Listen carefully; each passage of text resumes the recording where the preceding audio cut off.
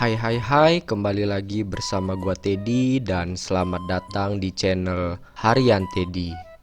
Di kesempatan kali ini gua bakal bahas tentang sebuah film Doraemon yang berjudul Renovasi Hotel Rusak. Tapi sebelum itu jangan lupa subscribe dan share video ini ke teman-teman kalian supaya channel ini semakin berkembang. Dan gua harap konten-konten dari channel ini dapat menghibur kalian dan membuat kalian berbahagia. Oke, sekarang mari kita masuk ke alur ceritanya.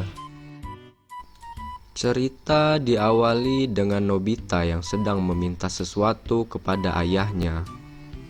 Namun terlihat jelas bahwa ayah menolak permintaan itu.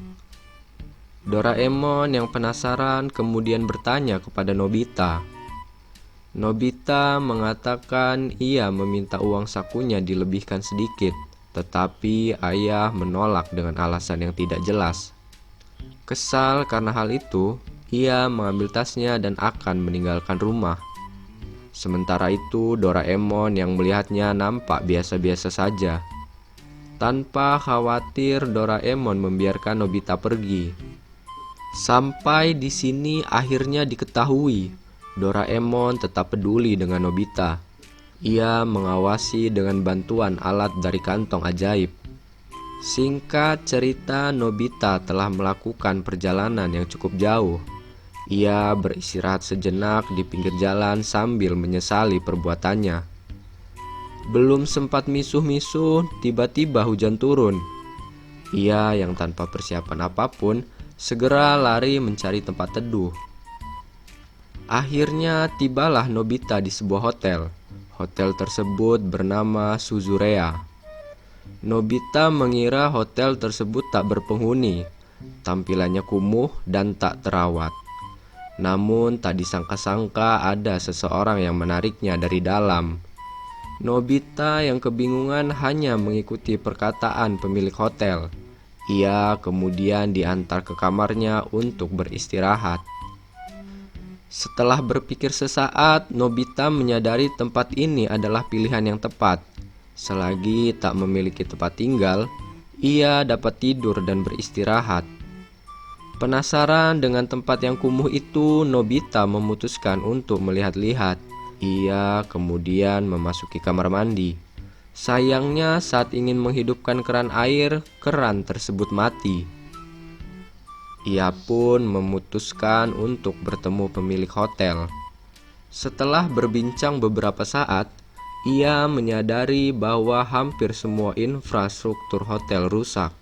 Sang pemilik hotel juga tak cukup memiliki uang untuk merenovasi tempat itu. Dengan semangat, Nobita mengajukan diri untuk bekerja tanpa imbalan. Ia segera mencari tamu di luar hotel. Namun dengan tampilan hotel yang sangat kotor, tidak ada satupun tamu yang tertarik. Sampai pada akhirnya ada satu orang yang bersedia menginap. Baru saja masuk kamar, tamu itu langsung minta dipindahkan. Ia mengatakan kamarnya sangat kumuh dan tak terawat. Nobita kebingungan. Hal ini dikarenakan ia tahu bahwa semua kamar sama saja. Tidak ada satupun yang layak dipakai. Namun tiba-tiba ditemukan sebuah kamar yang sudah bersih dan siap huni. Diam-diam ternyata Doraemon mulai membantu Nobita.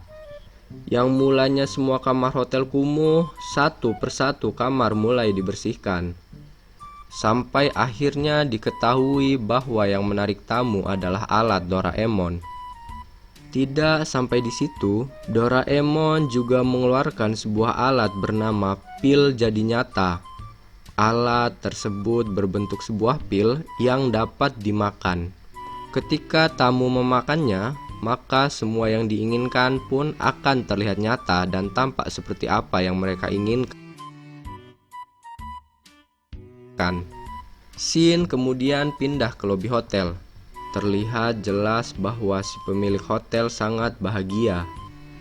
Nobita dan Doraemon yang melihatnya menyarankan untuk segera merenovasi hotel.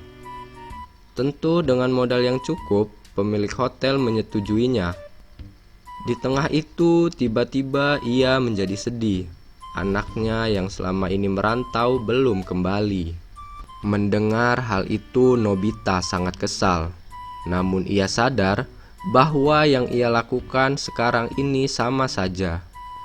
Nobita meninggalkan rumah hanya karena perkara yang sangat sepele.